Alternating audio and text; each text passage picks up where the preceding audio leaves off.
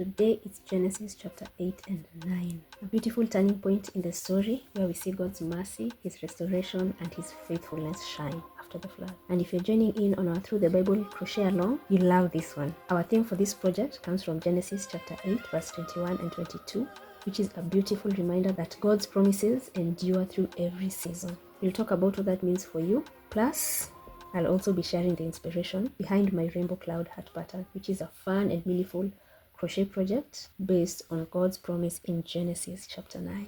So grab your Bible, your yarn, your hook, and let's get into it. So in Genesis chapter 8, the flood waters begin to recede. God remembered Noah. Not that God ever forgot Noah, but this verse shows us that God is faithful to His promises. He acts in His perfect timing. And that's my He is statement for today. You remember? He who comes to the Lord must first believe that He is. And He is faithful to His promises. And that's usually encouraging for me, like His faithfulness and the fact that even if we are in our own kind of arc, that we are not forgotten, that God remembers us, that He actually sees us. So when the wait is long, anchor your hope in this truth. God's timing is redemptive, not random. It's never random. Nothing is ever random. Nothing is ever a coincidence either. So just trust in His timing and remember that.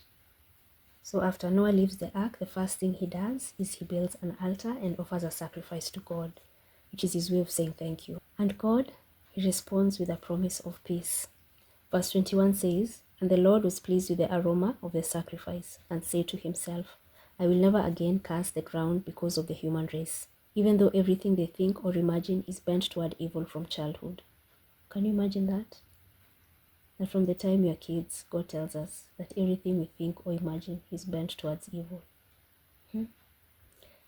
I will never again destroy all living things. As long as the earth remains, there will be planting and harvest, cold and heat, summer and winter, day and night. And this reminds me of the rhythms of our own lives. The way some seasons feel dry, others are abundant, but God remains steady through it all. He's never changing. He is faithful. God sets rhythms in place that hold creation together. Like one can't do without the other. We have seed time and harvest, summer and winter, and each is valuable and useful for its time. So let's be like Noah. When God brings us through something, whether it's a storm or a silent season, respond with worship. And you know, gratitude makes room for peace, by the way. When you're grateful, there's usually less time for you to grumble about things and more time for you to actually see the good that's around you and to remember that God is consistent even when life isn't. He's the same through every season. Now in Genesis 9, it gets really beautiful. God blesses Noah and his sons and sets a new covenant in motion. Ooh, you gotta love covenants. And then the rainbow.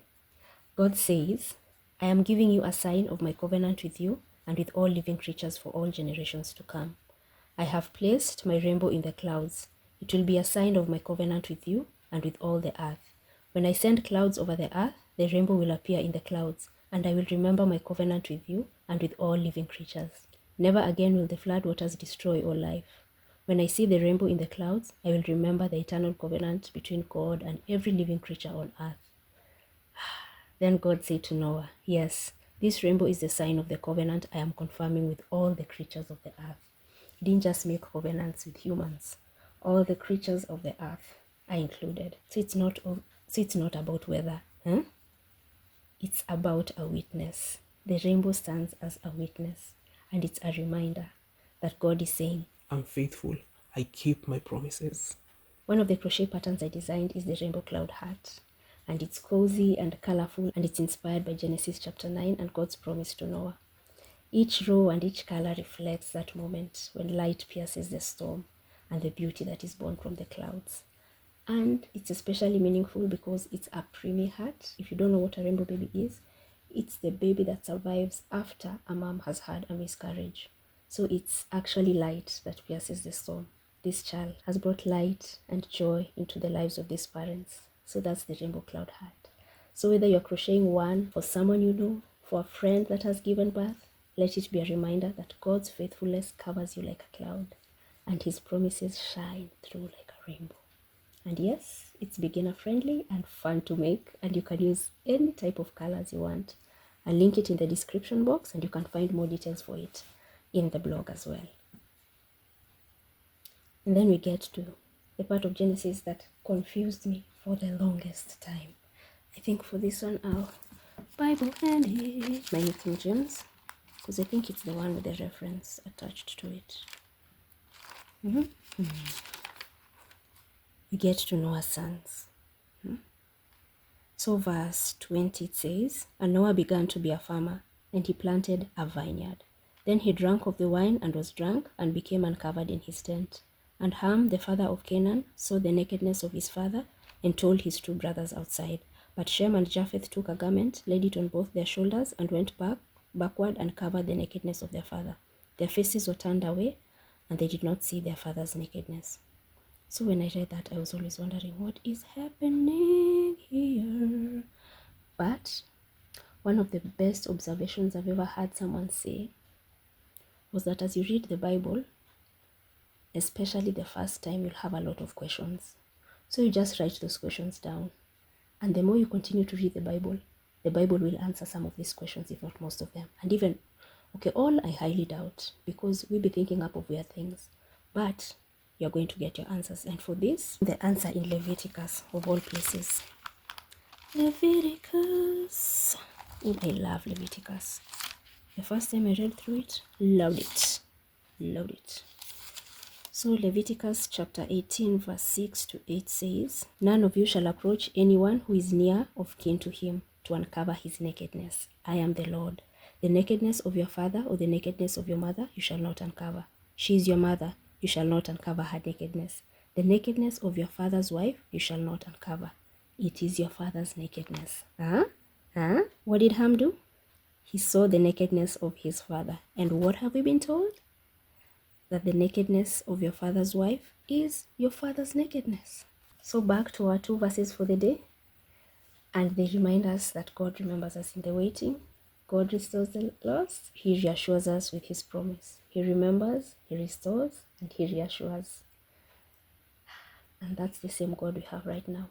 He's unchanging and he is faithful. So whether you're in a storm or stepping into a new beginning, like this project, his love remains unshaken.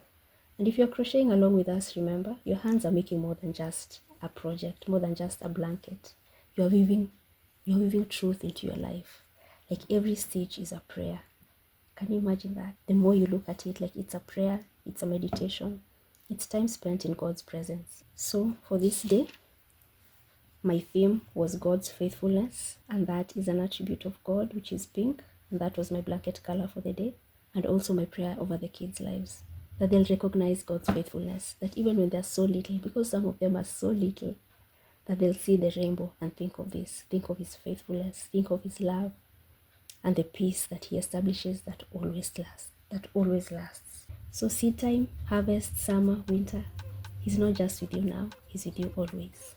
And this is our seed time blanket, the first in the seasons. And I hope by the time we get to the winter blanket, we'll just be so rich, so full of his word, so full of his love in us, so full of his spirit, and we'll be changed from within.